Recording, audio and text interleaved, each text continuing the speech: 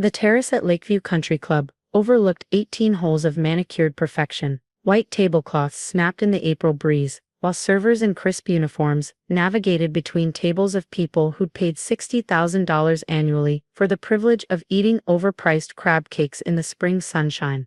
I'd chosen a corner table, away from the main cluster of diners, close enough to be present, far enough to avoid forced conversation.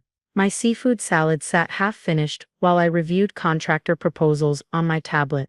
The new medical complex in Riverside needed final approval on the HVAC system. Kate. Victoria's voice carried across 3 tables. What are you doing here? I looked up. My sister stood near the French doors leading from the clubhouse, flanked by 2 women in tennis whites. Her blonde hair was pulled back in a ponytail that probably cost more than most people's car payments, and her expression suggested she'd found something unpleasant on her shoe. Having lunch, I said simply. She walked over, her companions trailing behind like pilot fish. This is a members-only facility. I'm aware. I took a sip of water. You're not a member. Actually, I am. I gestured to the chair across from me. Would you like to sit down? I would not. Victoria's voice was rising. Other diners were starting to notice. How did you even get in here? Did you lie to the front desk? Use my name? I used my own name. Kate Morrison, same as yours. Her face flushed. This isn't funny. Lakeview has standards. There's a waiting list. You can't just, Victoria. I've been a member for 8 months. That's impossible. She turned to her friends. This is my younger sister. She works in property management. There's no way she could afford membership here. Property management. That's what she'd been telling people. Technically true. I managed properties. 43 commercial properties across 6 states to be precise. But Victoria had a way of making truth sound like diminishment. I assure you, I can afford it, I said. A server approached, clearly uncomfortable. Is everything all right, Miss Morrison? Which Miss Morrison are you addressing? Victoria snapped. Both of you. The young man looked like he wanted to sink through the terrace floor. Everything's fine, James, I said, reading his name tag. But I think my sister is confused about the membership roster. You forged documents, Victoria announced, loud enough that the table nearest us stopped eating entirely. Or you're using someone else's membership. That's fraud. That's James. Get Mr. Berkshire. Now. James hesitated. Ma'am. I really don't think. Security remove my sister from the premises. Victoria announced. The terrace went silent. Forks paused midair. Conversations died. Entire tables watched as 2 security guards approached my chair in silence, their footsteps heavy on the flagstones. I stood up gracefully, placing my membership card down on the white tablecloth. The platinum card caught the sunlight, physical proof that I'd paid my initiation fee, my annual dues, and my share of the recent capital assessment for the new pool house. Miss Morrison. The older guard looked genuinely pained. I'm going to have to ask you to. It's fine, Gerald. I smiled at him. We'd chatted several times when I'd come in for early morning swims. He was putting his daughter through nursing school. I understand this is awkward. She's refusing to leave, Victoria said triumphantly. Call the police if you need to. I want her arrested for trespassing. The club president rushed over from his table near the windows. Richard Thornton was 73, silver-haired, and had run Lakeview for the past decade with the precision of a military campaign. His family had been members since 1947. What's going on here? His voice cut through the murmuring crowd. Richard, thank God. Victoria touched his arm familiarly. She'd served on the social committee for 5 years. This woman is impersonating a member. She's my sister. And she's Miss Morrison. Richard said, looking directly at me. Why is someone attempting to eject our primary investor? Victoria's mouth snapped shut. There's been a misunderstanding, I said quietly. My sister wasn't aware of my membership status. Your membership? Richard's eyebrows rose. Miss Morrison, you're not just a member. You're the reason we still have a club at all. The terrace had gone from silent to absolutely frozen. Even the breeze seemed to hold its breath. Richard, what are you talking about? Victoria's voice had lost its commanding edge. He looked at her with the kind of patience reserved for explaining something to a child. Your sister provided the emergency capital infusion that saved Lakeview from foreclosure 18 months ago. She's currently our largest single investor, holding approximately 37% of the club's restructured debt. I watched the color drain from Victoria's face. That's impossible, she whispered. Kate works in property management. Miss Morrison owns Morrison Property Group, Richard said. She manages commercial real estate across 6 states. When our previous ownership structure collapsed and the bank was preparing to foreclose, she stepped in with the necessary funding to keep us operational. One of Victoria's tennis friends made a small choking sound. The new pool house, Richard continued. The renovated locker rooms, the restaurant kitchen upgrade, all funded through Miss Morrison's capital contribution. We're gradually buying back her stake as our financial position stabilizes, but we're looking at a 7-year timeline minimum. 7 years, Victoria repeated numbly. She could have demanded board representation or operational control. Instead, she accepted standard investment terms and asked only for membership privileges, which frankly was extraordinarily generous given the leverage she held. I picked up my membership card and slipped it back into my wallet. Richard, this really isn't necessary. I think it is. His voice was gentle but firm. Victoria, your sister saved the club you love. The club where you play tennis every Tuesday, where you chair the spring gala committee, where you bring your friends for lunch. He gestured around the terrace. All of this exists because Kate stepped in when no one else would. Victoria was staring at me like I'd sprouted wings. You bought the country club. I invested in it. I corrected. There's a difference. The club is still member-owned, just with restructured financing that kept it from bankruptcy. But your shoe work in property management.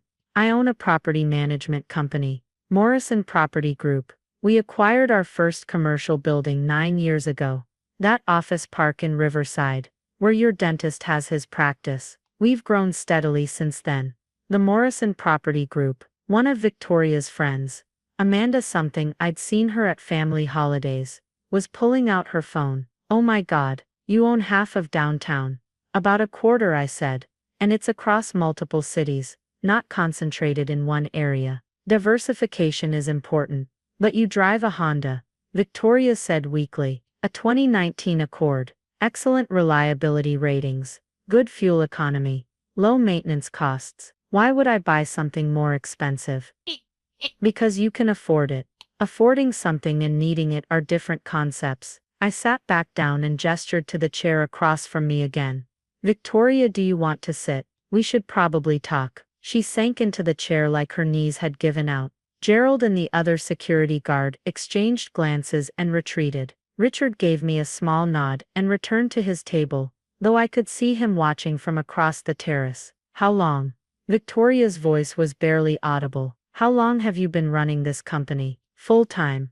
9 years. But I started consulting while I was in college. Property owners needed someone who understood digital marketing and tenant relations. I was good at it, and I charged accordingly. You told me you were working as an apartment manager.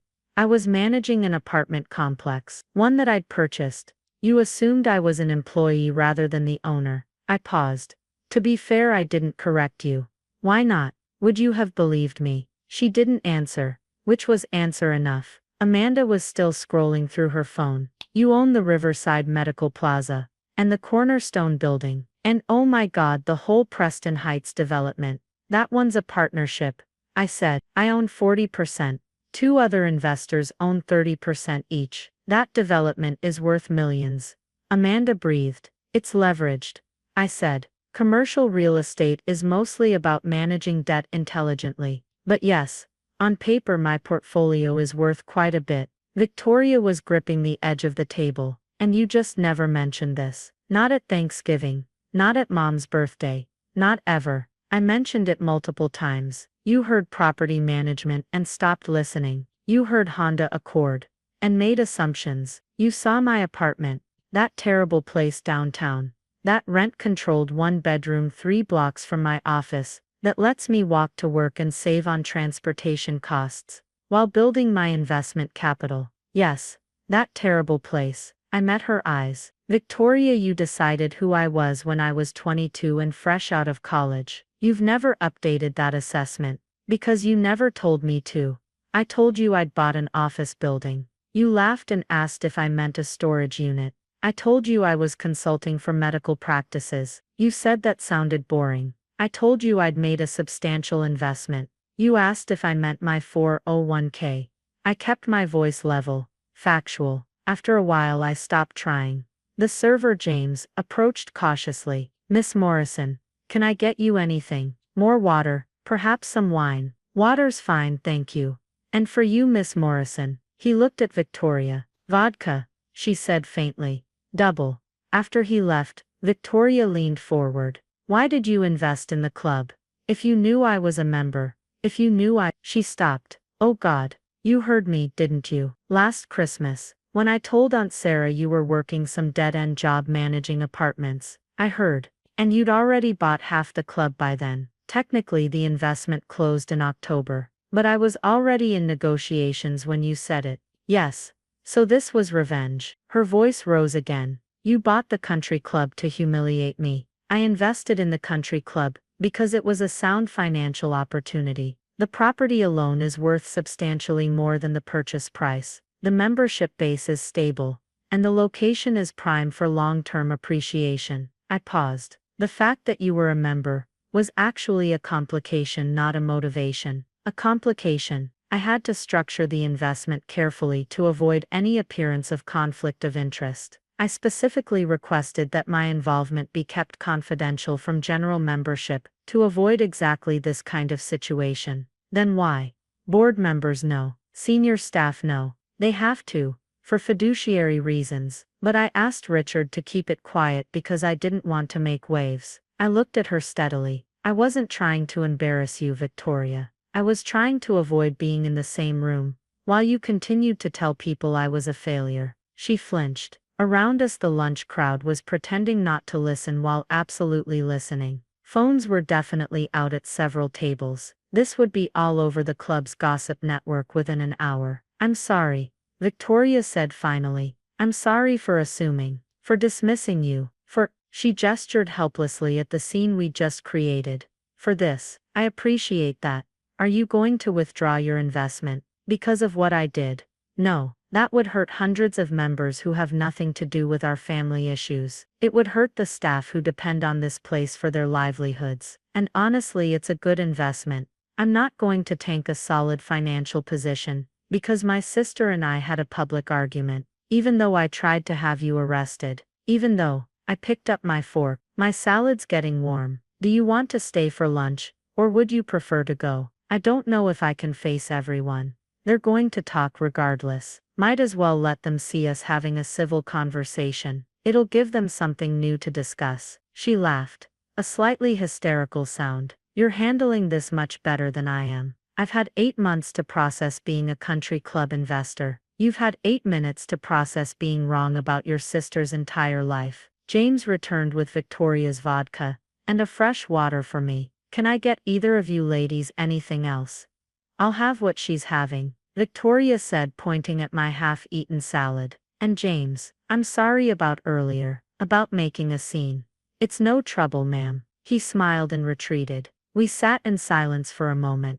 The other diners were gradually returning to their own conversations, though I caught more than one person glancing our way. Morrison Property Group, Victoria said finally. That's really yours. Really mine. Started with one building. Grew from there. It's not glamorous work, mostly dealing with contractors, lease negotiations, building codes, tenant complaints, but it's stable, and it scales well. And you really drive a Honda, because of fuel economy, and because the maintenance costs are predictable. Commercial real estate has enough variables. I like my personal expenses to be simple. You're just like Dad, she said softly. He always said the best way to stay wealthy was to live like you weren't. Our father had died 5 years ago. He'd run a successful accounting firm, lived in a modest house, and left us both comfortable inheritances that Victoria had spent on her divorce settlement, and I'd rolled into my business. I miss him, I said. Me too. She took a sip of her vodka. He'd be proud of you, you know, of what you've built. Maybe. Definitely. He always said you had a head for numbers. She paused. I should have listened to him instead of making assumptions. My salad arrived. We ate in companionable silence for a while, letting the tension bleed out of the afternoon. So Victoria said eventually, "Are you going to tell Mom about this? About my business?" "She knows. Has for years." "She knows. We have lunch every other Wednesday. Who do you think recommended me to the board when they were looking for investors?" Victoria's eyes widened. "Mom set this up. She mentioned the club was in trouble. I looked at the financials and made an offer. She didn't set it up so much as create an introduction. And she never told me. You never asked." I set down my fork. "Victoria, Mom and I talk about my work all the time. You just never join those conversations, because you've already decided what I do isn't interesting." She absorbed this. "I've been a terrible sister. You've been a sister who made assumptions. That's correctable. Is it? We're having lunch right now, aren't we? That's a start." Richard approached our table, looking relieved. "Ladies, I'm glad to see you've worked things out. Miss Morrison, Kate, I wanted to apologize for the confrontation. If I'd realized what was happening sooner." "It's fine, Richard. These things happen. Still, I hope this won't affect your investment relationship with the club." "Not at all, though I think we can probably drop the confidentiality clause now. The cat's out of the bag." He smiled. "I suspect you're right. Will you be staying for the board meeting Thursday?" "I'll be there." After he left, Victoria looked at me. "You attend board meetings. Investment stakes above 30%. Get automatic board observer status." "I don't vote, but I attend to protect my financial interest." "Of course you do." She shook her head, smiling slightly. "I have so many questions, and I have another meeting at 3. But we could do this again. Lunch. Next week maybe." "I'd like that." She paused. "And Kate, thank you for not making this worse than it had to be. You could have destroyed me up there."